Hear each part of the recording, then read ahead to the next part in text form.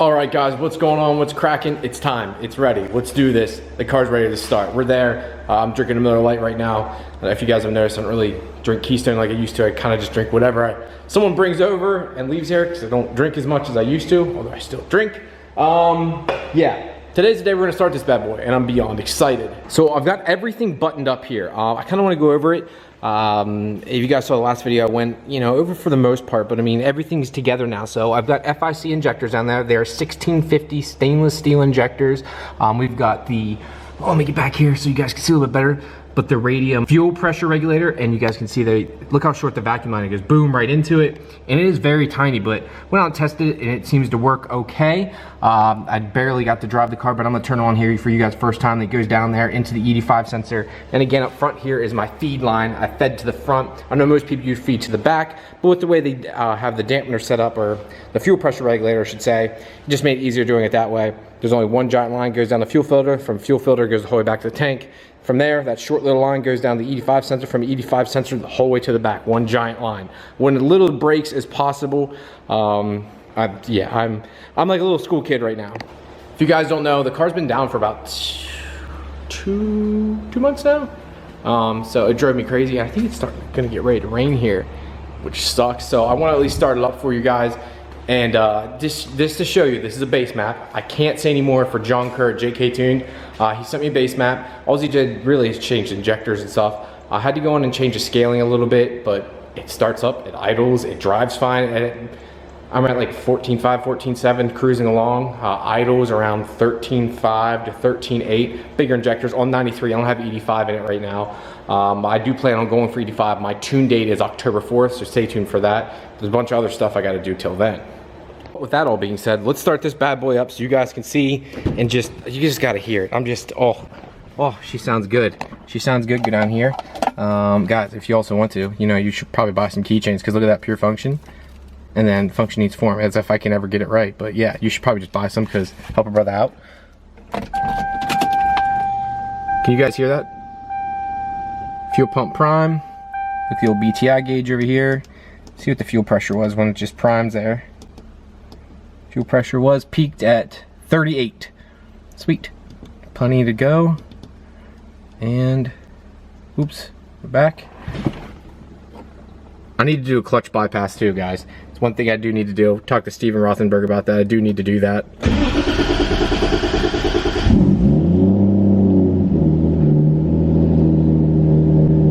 Starts right up.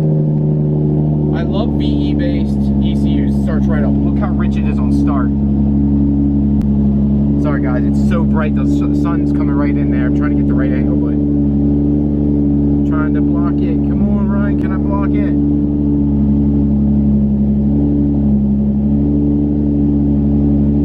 It's like a 10.6, 10.7, and it goes up and you can see it.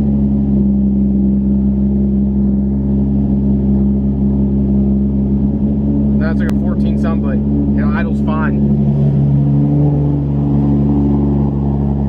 Let's actually go ahead and back this out so I can go over a little bit better outside. Listen to that thing. Oh, Lord.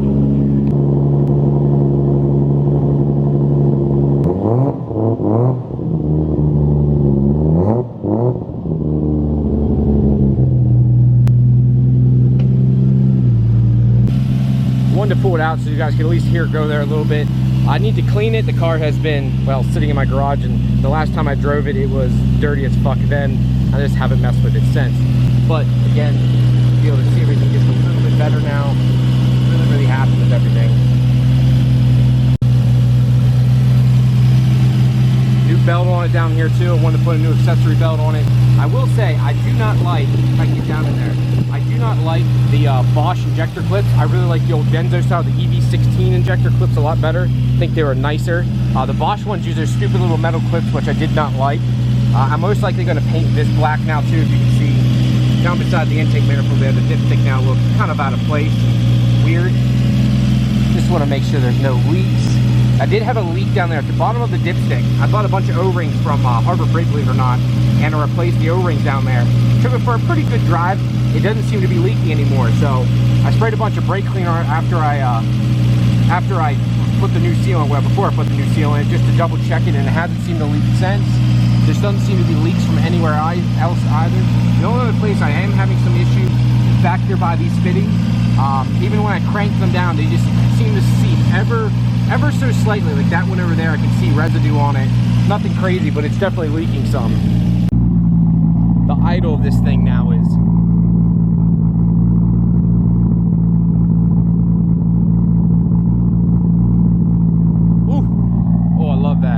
look how dirty it is. I mean, that's not Ryan's got approved. That's just dirty and wet. I also got stuck in a hell of a storm there the other day.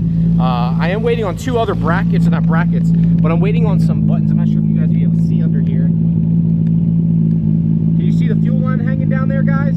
Yeah, that's why I'm not driving it really right now. Two of the brackets are sitting over there, which I'll show you in a second. They're sitting over there because I'm waiting for the plastic retainers to go up into the body that hold them.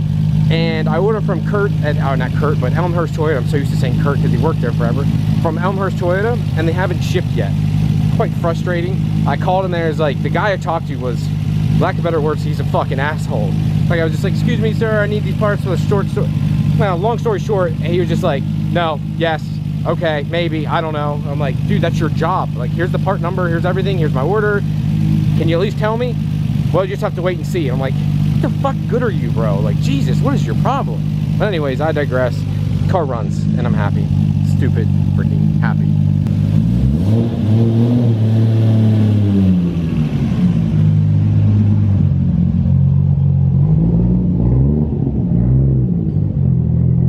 Now, with all that fuel, we're gonna have another issue.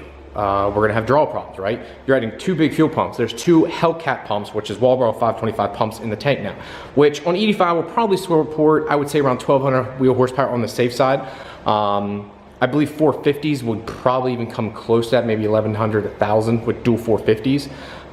So I would like to think 1,200 wheel horsepower on two 525 Hellcat pumps is more than reasonable enough and more than enough fuel. The problem is next is, am I gonna have enough juice? So I went ahead and bought these from Early Taylor. So these are two Powerhouse Racing alternators. They're 170 to 190 amps each.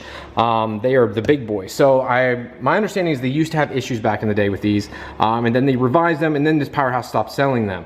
These are the revised ones. They're both, one has been used. This one was the one that he was actually using, and this one's actually brand new. And he sold them both to me for a reasonable price, so I just bought them both. I have a brand new Denso in that one I bought straight from Toyota a couple years ago for, I think it was like 380 bucks. I didn't want to buy an AutoZone one because they have issues. So same with these, I was afraid. But these seem to be good. I talked to my buddy, I can't think of his name right now. Damn it, I can't think of it. It's gonna drive me crazy. But guy on Instagram, he's got that beautiful gray Supra. I'll link his Instagram here. He's running one of these, and he just run bigger ground wire, and he said he hasn't had a problem. So cool, that's easy enough. My next issue is this. I didn't realize before I asked, it has the wrong plug style in it. So I'm not sure if this is an easy fix or not, guys. I haven't messed with it yet just because my tune date's not till October 4th, and putting an alternator on is stupid easy. I can literally have this, I'm hoping having the back part switched out and repinned and plugged for the top style plug, which I'll show you. You guys can see that the plug's on the top there, and it uses a 3-wire plug there instead. Well, this uses the circular plug on the back, so I'm not sure if they can just redo that or it has to be that specific type from the go. I don't know. So hopefully I can find out. If someone can let me know down in the comments, I'd appreciate it. Again, these are pretty freaking nice. I'm pretty happy with them. Do they have the part? Yeah, it does have the part number on it. So Powerhouse Racing, 190, 170. I have to talk to Sam, because I mean they used to make them for years upon years, and then just one day they stopped making them. People were having good success. My buddy's been running it for a little over 2.5 years now. I mean, he street drives his car and runs it and beats the hell out of it, and he doesn't seem to have a problem. So I'm not really sure what the issue is. Who really knows, to be honest? But yeah, so these got to go in. Let me know about the plug. Please help a brother out. Please help a retard out like me. One other thing I wanted to do while I was down here, like I was mentioning there earlier, that oil check line, well, let's just look at it here. See it sitting out here, it just, well, it doesn't match the engine bay anymore. As you can see, I guess you wouldn't call it the aluminum's really gotten pitted and bad. I made this piece off of something factory off the car back in the day and used this. It made it work. I rounded out the hole a little bit and it bolts up perfectly. It literally sits up flush against it without having that big long bracket off the back because it was in the way and I didn't like it. So I'll take this off, spray it all black too. I'll probably use, I think I've got a black bolt I can use in there instead of using a silver one, but I'm gonna take this all apart, tape off a little bit because this seal here I can't replace, and spray this thing black so it looks a little bit nicer. First coat on. I gotta spray this 3 times. I'm using high temp paint too, just to be safe because it is attached to the engine, obviously. But yeah, I think that would look a little better than just a regular gray piece there. I want to actually make the car look nice. I wish the engine bay was painted, but again, I feel like I would have the engine bay so screwed up. I don't know how many times I've dropped tools or banged something against it. That's what scares me. That's why guys always give me shit. I know you guys give me shit, but that's why I want to put a bunch of money in this. If you notice, this never gets driven. I'm gonna redo this whole thing, make it really nice, and then do it on this one after. This will kind of be my learning experiences. This means more to me than that does, which is ironic because I'm putting all the money to it. I get it. It sounds stupid, but that's how I'm learning. All right, guys, and that is now complete. You can see there, tube's nice and black now. It's kind of easy. Hopefully it doesn't flake. I just use high temp paint or whatever, which, you know, obviously isn't powder coat, so I'm hoping it doesn't flake. It might. We'll see over time. If I have to, I'll take it back off. It's not like it's hard. It's only 1 bolt holds on. But that's it for this one, guys. I just want to show you the car up and running now. I'm beyond happy that the car's back up. I'm trying to take some tuning classes right now. I'm taking the Evans Academy classes to learn the AIM Infiniti a little bit more. I want to try and make some adjustments myself before I go up and see John Kerr to finish up the car, just to see what I can do, see if I can do anything myself. But we'll see. I don't know, because I'm a bit of an idiot. All right, guys, thank you very much for tuning in today. You know what to do. Check the Facebook, Instagram. You know what to do. And I'll talk to you later. Peace.